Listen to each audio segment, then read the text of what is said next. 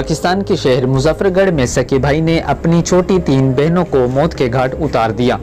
इलाका मकीनों के मुताबिक कातिल आइस का नशा किया करता था। कातिल का कहना था कि मैंने अपने मामू के 80,000 रुपये देने थे। इसी टेंशन में न जाने मेरे जहन में कौन सी बात आई कि जिसके सबब मैंने अपनी 3 बहनों का कत्ल कर दिया।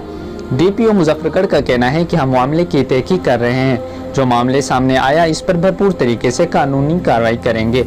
हमारे चैनल डी फॉर दाता स्टूडियो से गुफ्तगू करते हुए कातिल का कहना था कि मैं अपनी छोटी बहन को किसी बहाने से अपने दूसरे घर ले गया। वहां जाकर उसका गला दबाया जिससे वो बेहोश हो गई। बाद में अपनी छोटी बहन के गले पर छुरी चलाकर कत्ल कर दिया। वो 2:30 बजे उसमें ले गया अपने घर में, दूसरे घर में, तो उसको मैंने मुंह दबाया तो उसके सांस वगैरह चाह रहा था, उसका जिस्म काम नहीं कर रहा था। मैं वो डर के काफ़ी नहीं समझे क्या करूँ, वो बेहोश थी। तो फिर मैंने उसे कत्ल किया। किस तरह कत्ल किया? छुरी से। अच्छा, फिर किसे ले गए? फिर घर आया 10-12 मिनट बाद, वो जहन सोना था, मेरा जिस्म नहीं काम कर रहा था। फिर छोटी आई बेचारी, तो फिर मेरे जहन में पता नहीं क्या हुआ कि नहीं क्या करूं। फिर मैं उसी बहाने से ले गया उस घर में, तो फिर मैंने उससे भी कत्ल किया। और फिर आया घर, तो घर में पूछा, वैसे भी परेशान था छोटे कमरे में। वालदा ने पूछा भी क्या हुआ है, कोई मसला है। मेरे से आवाज़ नहीं कर रही थी, नहीं समझ रही थी क्या बताऊं, क्या जवाब दूं। वो फिर ले गए बड़े कमरे में, वो बिठाया है, पानी पिलाया, पूछा क्या वजह है। मैं कोई नहीं, पैसों का कहते हैं मसला है। मैं चुप रहा। कहते हैं पैसे हमसे ले लेना, ज़रूरत है तो।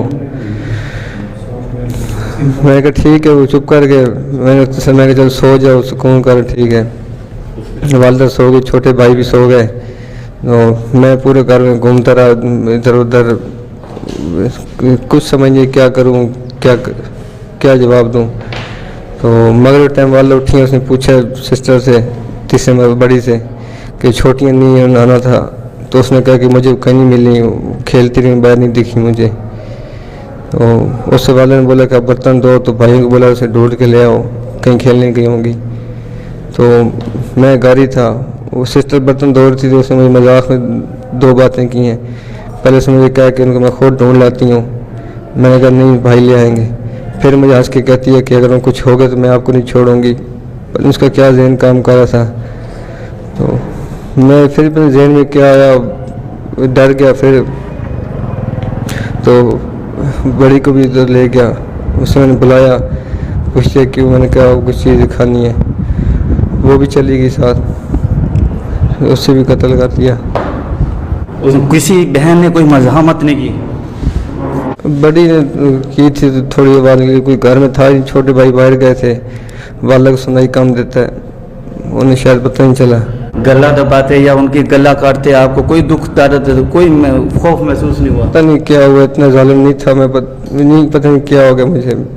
आपके मोहल्ले के दोस्त जितने हैं आपके क्लास फेलोज, वो कहते हैं कि आप काफ़ी रीज़नेबल बंदे थे, लेकिन इस वक्त जो सूरत हाल है, ये आप एतराफ़ जुर्म कर रहे हैं, ये क्या वजह थी? कोई वजह तो होगी ना, क्या वजह थी? कोई घर में कोई लड़ाई झगड़ा होता था या कोई और मसला था? क्या मसला था? छोटे मोटे इशू चलते रहते हैं हर घर में। किस तरह के इशूज? वैसे ही कभी बड़े भाई ने ये कर दिया, छोटा घर है, कुछ करता नहीं है, आगे पढ़ते नहीं है, 100 बातें होती रहती हैं। वैसे ही वाले का ट्रांसफ़र हुआ था फैसलाबाद, उधर जाना है, शिफ्ट होना है, ये बातें होती रहती हैं। लेकिन पता नहीं, इतनी बड़ी वजह नहीं थी मेरे पास कोई।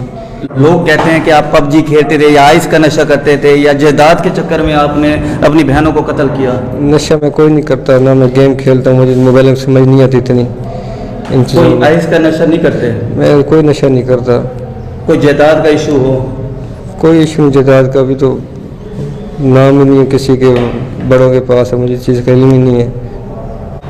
अच्छा, ये आपकी अपनी बहनों से इतनी ज़्यादा अंडरस्टैंडिंग थी, लोग कहते हैं कि आप बहुत ज़्यादा मोहब्बत करते थे, तो ये क्या वजह हो गई अचानक आपको दिमाग पे कोई चीज़ चढ़ी हो, आपने जाके बेदर्दी से बहनों को कत्ल कर दिया? क्या वजह है?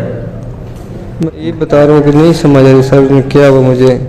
घंटा 2 पहले भी हंस खेल के बात कर रहे थे, इतनी खास कोई वजह नहीं थी। पैसों का थोड़ा बहुत इशू था बस। क्या इशू था पैसों का? देने थे, वाला तो दे के जाने थे मैंने थोड़े से, और मामू से लिए हुए थे। इतनी बड़ी कोई बात नहीं थी। वो तो उनसे शेयर करता तो दे भी देते, चुप कर जाते। कितने पैसों का इशू था? मामू को देने से 80,000 और 30 वाला को देने से बस। कोई जहनी तौर पे कोई आपको सदमा हो, कोई सेटबैक हो, कोई क्या, यानी आप कहीं कॉलोनी में रहते थे उसका कोई सदमा हो गया, यार हमारा अपना घर नहीं, कोई इस तरह का कोई ऐसा सदमा नहीं, घर हमारा है गांव में पीछे बना हुआ है। आपको कोई वो है, अफसोस है, कोई गिला है तो कि ये क्या हो गया आपके साथ? बहुत बड़ा गुनाह हो गया मुझसे, अफसोस तो बहुत ज़्यादा है। अभी मैं क्या कर सकता हूँ? कैसे छुपाते रहे ये चीज़ें? चुप करके उस टाइम मैं किसी को क्या बताता हूँ, सबको ये कहता मैंने खुद मारे सरेआम, उस टाइम सारे क्या कहते, मैं चुप करके मैं कहा जो होगा देखा जाएगा, घूमता रहा सबके साथ ही चुप करके। जहन में था कि भी क्या करूँ, उधर पड़ी है बेचारी, लेकिन गुमशुदगी की इत्तला आपने दी थी? मैंने दी थी। अच्छा, अगली सुबह कैसे पता चला? छोटे भाई को वाले साहब ने बोला कि उस घर से पंखा ले आओ, मेहमान आ रहे हैं, गर्मी है। तो मैंने ताला लगा के चाबी फेंक दी थी। ताला उसको पहले हम लगाते थे रोज़ ही। उसने बोला चाबी नहीं मिली, वाले साहब ने कहा ताला तोड़ दो, तो छोटे ने ताला तोड़ा, उसको पता चला उस टाइम। अच्छा, और मुझे ये बताओ कि आपका अपने वालिदैन को भी कत्ल करने का इरादा था, ये क्या वजह है?